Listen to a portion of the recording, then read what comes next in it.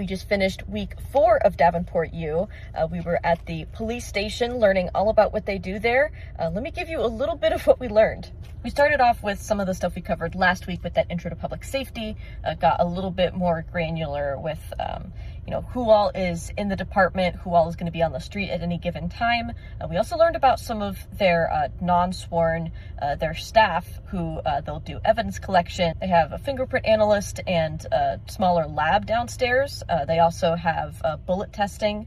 So when you see those bullet casings, they're able to figure out what those guns are within a few days rather than, a few weeks or a month if they have to send it off somewhere. They also talked about their crime prevention and intervention programs, which they say are really important. Group violence intervention, they intercept people who maybe have been involved in gun violence and are likely to continue that cycle. So they reach out, they offer them resources, anything they need to stop them from committing that crime. They also talked about their mental health co-responder program with Vera French.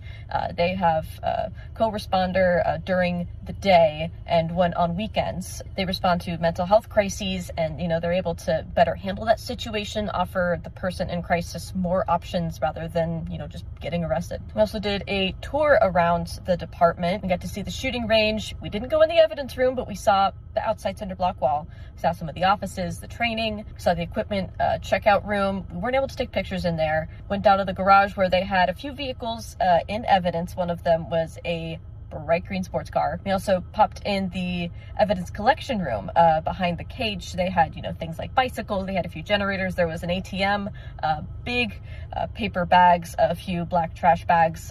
They showed kind of the really clean way they catalog evidence. They put it in a locker. That locker is locked. It goes off to evidence. No one else touches it except those evidence experts. We did a few hands-on demonstrations. I'll tell you about those in another clip.